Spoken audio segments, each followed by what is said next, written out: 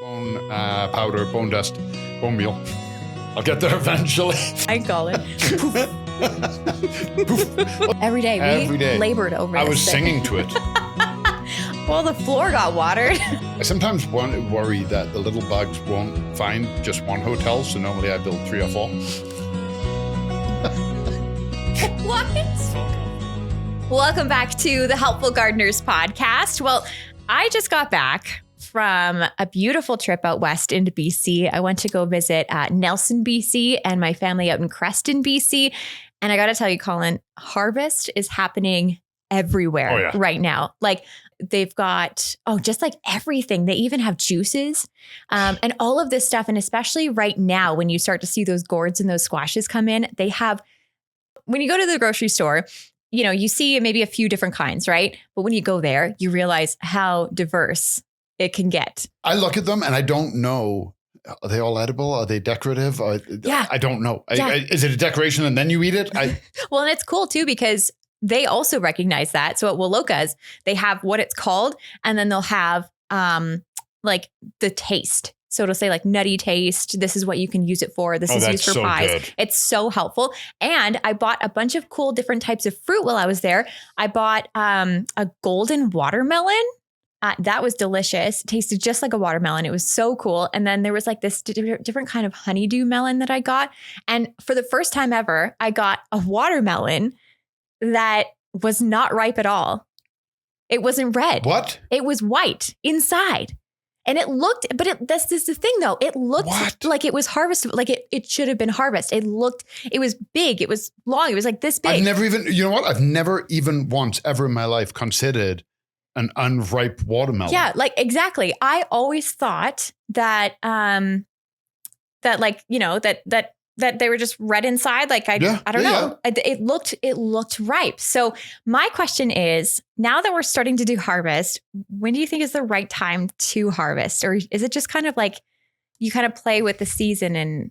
Yes. I mean, it's such a loaded question, like everything in the gardening world. If you're going to get like a hard frost, a killer frost, harvest whatever you can. Mm-hmm. Okay. If you got nothing to lose at that point. If you have to yank it or cut it off the plant, it's not ready. When it's ripe, it should just come off with a gentle tug or touch it. So you can pick an apple up off the ground in an apple orchard and bite into it. If it just fell, if it's been there for a few weeks, maybe not. And it'll be crisp and juicy and perfect because it's ripe. That's why the tree has dropped it. So let the plant tell you when it's time to harvest. I grew 2 tomatoes. I knew my summer was short, so I really didn't do a garden this year. And I grew 2 tomatoes because I was testing some stuff. Anyway, before my vacation, Jenny asked, she's like, what are we going to do with the tomatoes? And I was like, I wasn't intending to grow anything.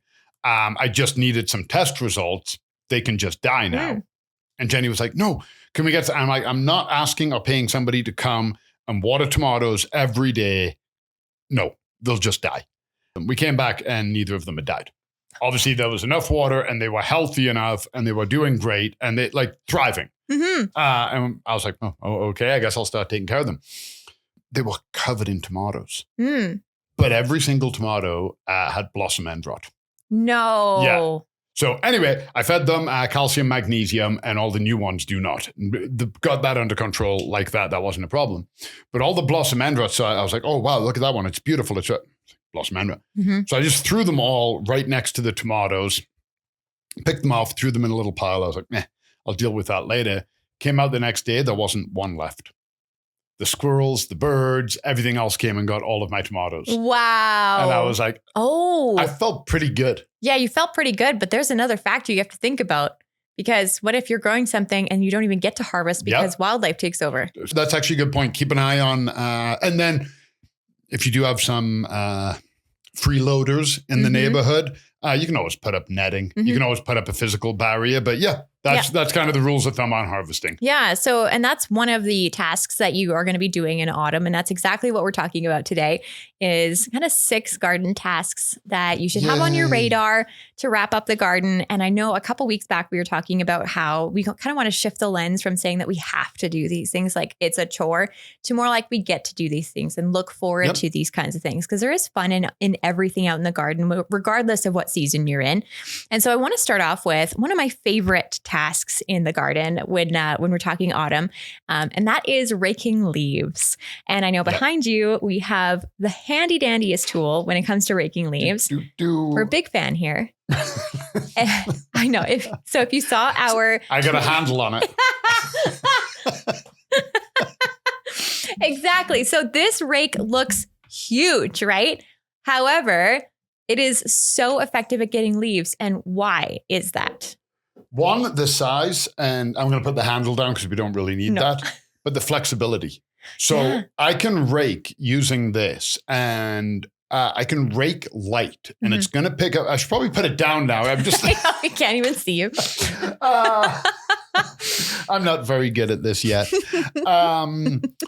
But it's not the hard metal ones, so I'm not going to run the risk of dethatching my lawn. Oh. I will probably pick up some thatch. Yeah. Absolutely. I mean, I am scraping the ground. Put it this way. When I rake in the fall, my hands really blister. When I rake in the spring, I get the blisters. Because when I'm raking in the spring, I'm going for it. Yeah. Now, I'm not 100% dethatching my lawn, but I am trying to remove, I don't know, 80%. That's just a random number. A lot, but I'm not taking it all. But in the autumn, I'm not dethatching anything. I'm just gently getting the leaves and the garbage off. And now I have to say, I do somewhat miss that chore. I'm kind of the school of leave the leaves, put your mower on mulch setting, and just go over them. Yeah. And it makes a great sound too. Oh, yeah. And that does benefit because you're creating that thatch and that little barrier in your lawn. So that is going to help out your lawn. But is there anything to be said about raking up some of the leaves and then popping them in a corner of your property for a bug hotel? Oh, 100%. Whatever you do, there's good and bad, right? You get every single leaf off your property in the compost bin. It's not great for the environment, the ecosystem in your garden. You leave the leaves where they are, you're mimicking a forest. That's very good for all of the bugs. But then you run the risk of spreading disease, choking things out, a big, huge mess in the spring. Plants are growing up. You're trying to remove leaves. You're damaging those tender shoots. We don't need to be one extreme or the other. Find a balance in the middle. Mulch them into your lawn if you want. And then the ones in my flower beds, I try and remove a lot of that. But they're the ones and the branches and the sticks and the annuals that I rip out, all of that, they all get tossed into a pile for my bug hotel. Okay. Yeah. I sometimes worry that the little bugs won't find just one hotel. So normally I build 3 or 4. What? Full confession. Well, they're just little guys and it's cold. And maybe they're like, oh, I need to get to a hotel because it's getting very cold, and they don't make it. So instead of making one huge one, I do like maybe 3 or 4. So like instead of a boutique hotel, you build Best Westerns everywhere? I try to just make sure everybody is happy. That's all I'm saying. I love that. And I mean, we're literally talking about it right now, but raking leaves always kind of goes with lawn care. And so you were talking about mulching them into your lawn, but let's also talk about some of the lawn care because this year has been extremely difficult on lawns. Oh. And I bet you in many areas around the country as well, if you're talking about water restrictions, the lawn kind of takes a big hit on that. One of the things that we have, and I'm sure you can find it in your local garden center as well, but it's called lawn fertilizer. And it's funny because in the fall, we're always telling people don't fertilize things, right? Unless they're annuals and they're going to be dying anyway. But the lawn, we're saying, yes, fertilize. So what makes fall fertilizer special? So it's, because I don't know that one off the top of my head. Yeah. What's the NPK count? So it's 9024. Yeah. So very, very good. So the 9 nitrogen, that's all lawn is. Yeah. But it's so low, it's not going to inspire. So you take a summer one, it's probably going to be 30 or 32 nitrogen. So that's not really going to inspire new growth. It's just going to make it nice and healthy. And then the high potassium is that overall health. So it allows the lawn to kind of just establish, make sure it's not going to inspire any new growth, and it shuts it down. Because I remember talking to Shelley about that, and Shelley said the fall fertilizer is the most important fertilizer for your lawn. And on that, rake the leaves off, fertilize, then start mulching the leaves in. You do 2 passes and you mulch in all of those leaves, and then the fertilizer goes on top. Yep. Now it has to break down, get past all of that leaf debris before it can get to the ground. So get the leaves off, fertilize, and then start mulching them in. And that's the methodology. And this should be done towards the end of the season, right? Because they always talk about like the last mow. Yeah. So this all should be happening sometime in October, depending on where you live. If I fertilized my lawn, I would have already done my fall fertilizer. Oh, okay. Anytime in the last 2 weeks in September. Yeah. Can you still do it now if you haven't started? As long as it's still warm and there's moisture. Perfect. Yeah. Because let's quickly talk about that. How are you feeling about the temperatures this last week? What I've been hearing is that it feels like summer. Like it does not feel like that transition to fall. And it's weird because here in Calgary, I feel like we're in a Chinook because I've been hearing a lot of people getting some migraines and I've been hearing a lot of people experiencing nice warm wind. And so it feels like we're still like 27 to 30 degrees here in Calgary, at least. Yeah. It's weird, right? It's the other night I went out with Jimmy. I took Jimmy for a walk and I want to walk him a little bit earlier because he likes to play with his Frisbee. So I need the daylight. Mm-hmm.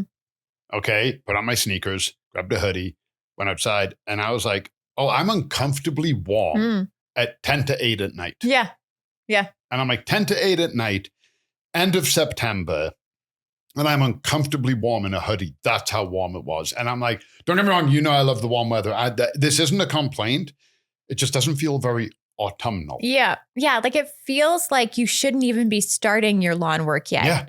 Like warm during the day, cool at night feels autumnal. Yes. Right? Those days where it's, low 20s and then at night you get that little bit of crisp, but you go outside and you can see your breath a little. Yeah. Well, even in Calgary, what was it? This past week, we actually got a frost warning for the first time in a long time. Talking about like timing things, I think another thing, and this is the third garden task, is that there's still lots of planting that can be done too. Yes.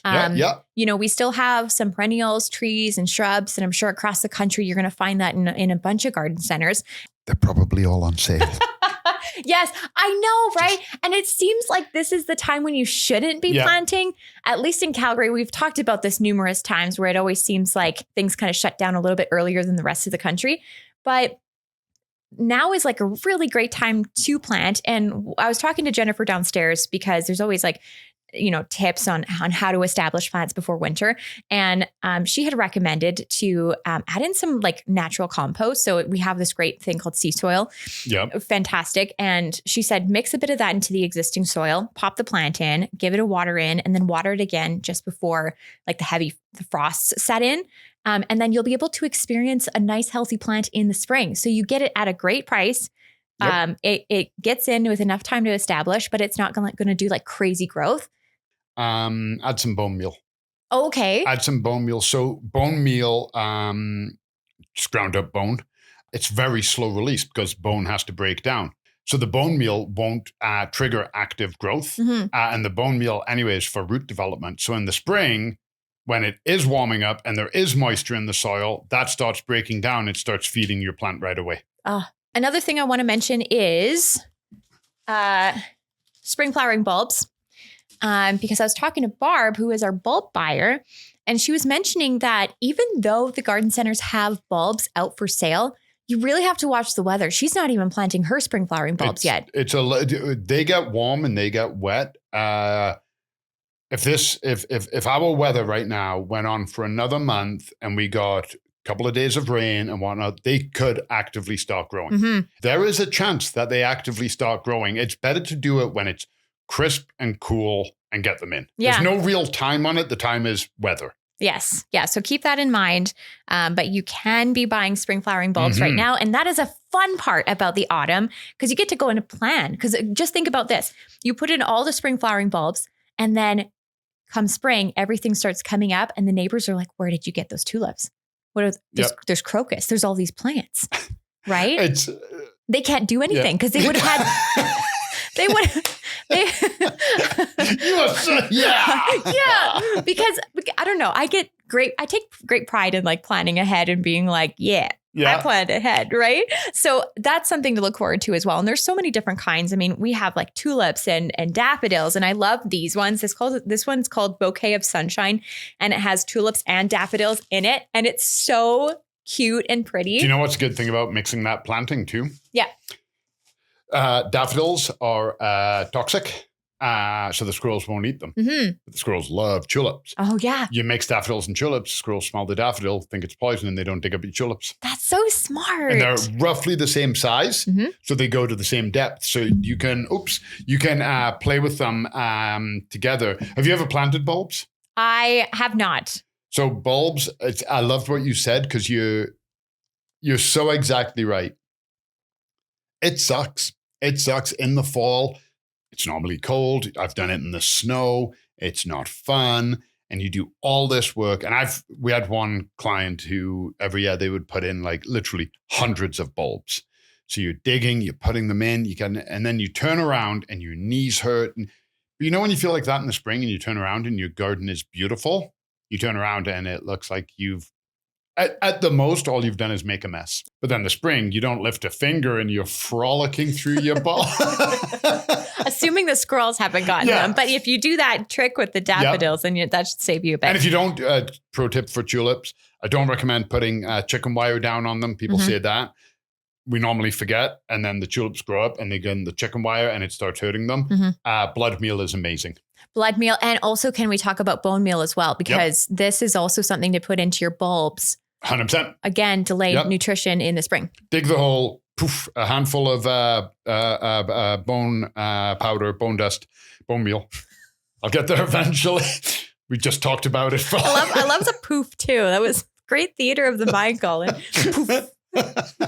Poof. Well, it's like the I always felt like a magician, like poof, and you get like that puff of smoke. Yeah. It always made me happy. And then you put your bulbs in, then you backfill, and then you sprinkle blood meal on it. Blood meal keeps the squirrels off it. In the spring, everything's up. You can even add a bit of blood meal in the spring, and away you go. Yeah. So go and visit your garden center now, because in a couple weeks they might be sold out. So buy them now, keep them inside, away from moisture, and then plant them in a couple of weeks when it gets a little bit colder. Hopefully in a couple of weeks, we'll have to see how that goes. Just keep an eye on the weather, I guess. No, I mean, I don't mind if you have to sit on your bulbs for 6 weeks. Yeah, sure. Okay, let's move on to, actually, first of all, before you do move on, just because I just saw them out of the corner of my eye. Do you remember last week we were talking about autumn annuals? We were talking about pumpkins. So we did get them in, and I got to take a moment to share these because this is exactly what we were talking about. So really cool ones, like white ones. And I love this one. It is the coolest. It has all of these like little, I don't even know, what do you call them? Warts. That's what I'd call them, pumpkin warts. Yeah, they're so cool. But yeah, so it's like it's already decorated. Exactly. You don't have to do anything with this. Because not everybody has the time to carve a pumpkin. Yeah. Not everybody. I know a friend of mine, their kids last year begged for pumpkins. Got to carve the pumpkins, got to carve. So they bought the big, huge pumpkins and got home, and the kids were like, "Can you just do mine?" They had to carve like 4 pumpkins. Oh my goodness. We should do one of those photo shoots, those pumpkin photo shoots. Have you seen those? Oh. You put like the pumpkin head over and then you take photographs. It is the coolest trend. Where you cut out the bottom, not the top, and you wear it as a mask. Maybe that should be our costume. Nothing ventured, nothing gained. Anyway, we'll figure that out. Okay, let's move on to talking about perennials and whatnot. Pruning is also another task. So we have one of those ornamental crabapple trees, and it has all this sucker growth. And I remember what you told me, don't prune until the fall, because it sends out this sort of signal for the tree to just put out more, like a Medusa tree. So now we're getting into that autumn season, and now I am actually excited to get out there and to prune it up and to make it look clean. Still too early. No. Okay. So this is another thing that you have to wait. So basically when you do your bulbs, your pruning? Still too early.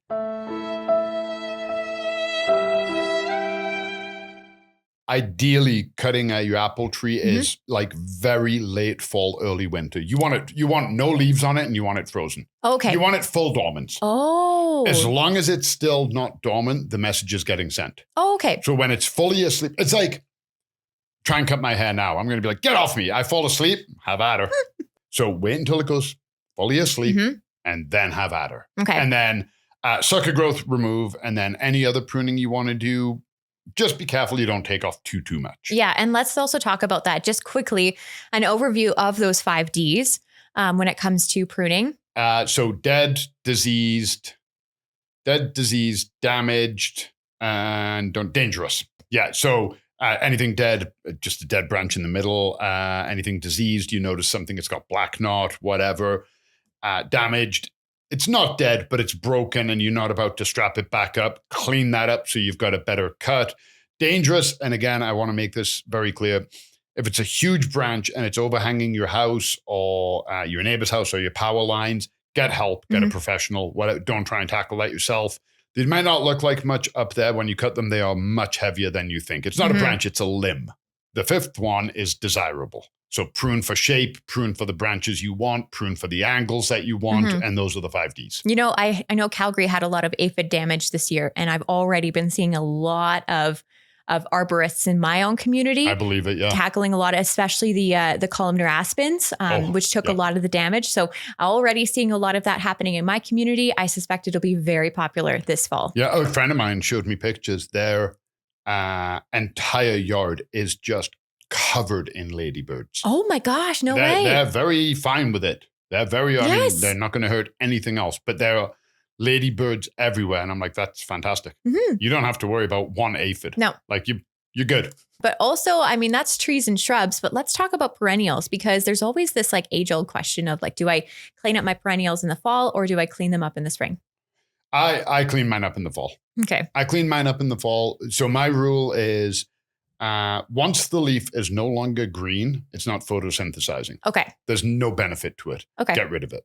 Perfect. And the reason I do that is an established perennial that has been picked to go in the right climate zone doesn't need any more protection, right? Nobody is doing anything special for any of them. And the few leaves that fall on top, if they even fall on top of the crown, are not adding insulation when it's minus 40. But in the spring, you get busy and you have to get out and get your yard cleaned up quick. And you've got those shoots. And I've seen it happen before, especially in things like daylilies and hostas. And they're coming up and there's dead leaves and you're trying to remove the leaves and then you break the tips and you break the stems. Or it looks like it's dead leaves, and you step on it and you feel all of the tips go snap, snap, snap. Oh. Because you didn't see the plant under it.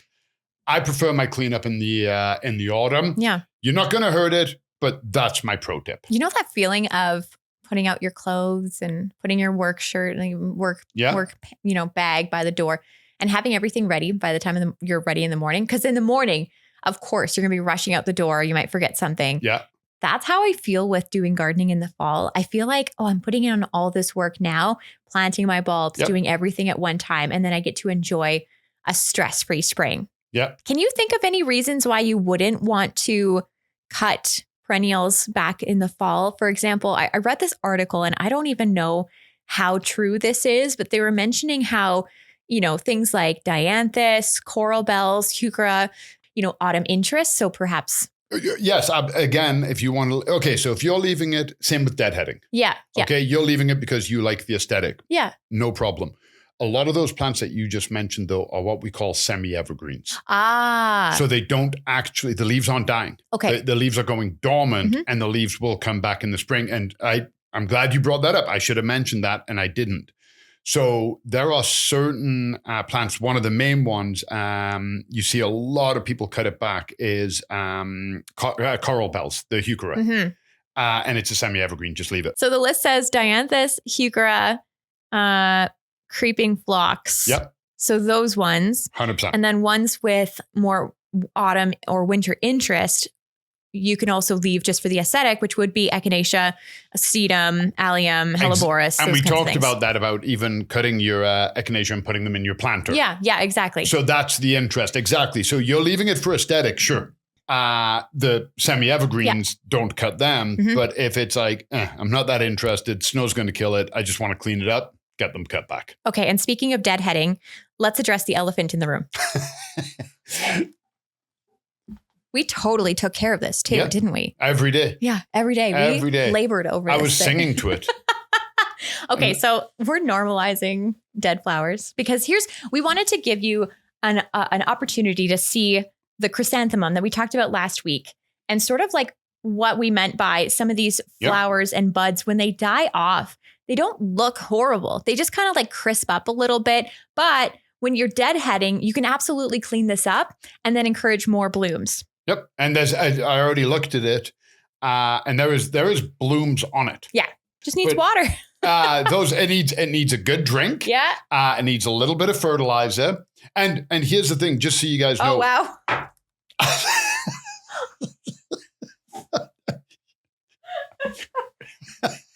Well, the floor got watered.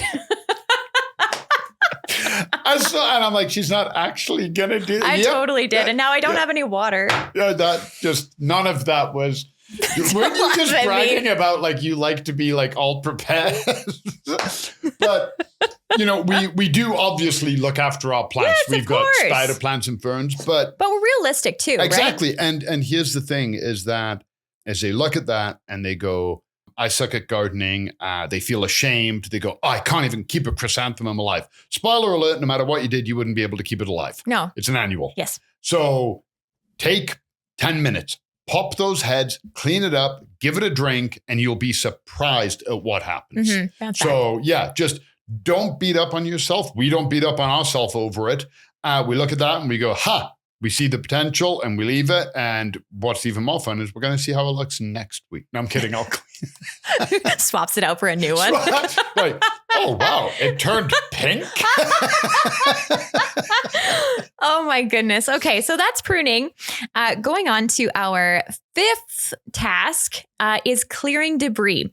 And we kind of talked about this a little bit with, removing like twigs and those kinds of things from your perennial gardens. But I also want to talk about just making sure you're going around your garden and clearing up those big debris, because the snow's going to fall, everything's going to get blanketed, and then things could get quite dangerous in your garden. You could trip over something. There could be a hole that you've been needing to backfill. So looking for debris and making sure everything is safe. I think every gardener has been guilty of this. It hasn't happened to me in couple of years, but it's absolutely happened. You're out and you're having that beautiful fall day in the garden and you're raking and you're pruning and everything. And you're like, oh, I love this. It's great. It starts getting dark a little sooner and you go in because you got to get your soup game on because it's soup time. It is soup season. Exactly. So you got to get your game on and you're focused on that. And you put everything away except for that one little trowel who you left out by himself in the cold and in the dark. But you're not even thinking about going back out into your garden. Garden's done. Yeah. Cleaned up, done. It can snow. And then in the spring, you find him and he's rusty and dead. And so having a walkthrough, looking for that debris, keeping an eye out and finding those tools, it'll save you a little bit of money. 100%. Yes. And then you can buy extra tomatoes. Love the logic. Yeah. But that is an absolutely valid point. And I also want to talk about some of the things, because look down and look up too, because a lot of the times we might forget things like clearing the gutters. Yeah. Right? Guilty of that's happened to me before. Yeah. Yeah. And or even fixing the gutters, because at least in Calgary, we get a lot of those Chinooks and there's a lot of melting and freezing going on. So our gutters go through a huge amount of work. So just making sure that like you're at least, prepped, like the foundation of your house is okay. Making sure that you're doing those checks. The last thing, number 6, is going back to mulching, because I love the idea of mulching your perennial beds and your trees and shrubs and just making sure that it has that nice insulating layer. You were mentioning leaves on your lawn, so creating that nice thatch layer just to kind of keep it insulated and keep the roots nice and healthy. So what would be some more, how would you approach mulching if you were doing your perennials and your trees and your shrubs? Say you didn't want to do the leaf route. Are there other routes? Mulch before you cut back. Oh, okay. Because you cut them back, sometimes there's nothing left. So when a hostra is done, you don't even need to cut it. You grab the leaves and you pull and they just go pop, pop, pop out of the ground. But then there's no indication that there is a hostra under there. Right. So you mulch. Now, hostra is a good example of leaving nothing behind. It's also a bad example because a hostra is coming through anything. You're like, I put down 3 inches of mulch. It was too much. The hostra's like, I got you, bud. It's coming out of the ground. But there are certain plants that may not be able to come out.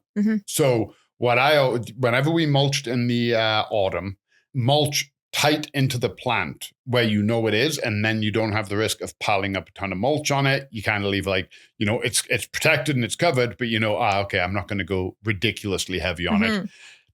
honestly, again, if we're talking perennials, new perennials, you're a little worried about them. Sure, there's cones you can put over stuff. You can build up mulch around them. Got to be honest, I always like mulching in the spring. Really? If I'm mulching, I like to mulch in the spring because then everything has come up. Mm-hmm. I can mulch around it accordingly. It's more water active, but also, especially here, it's a little different in on the East Coast, say.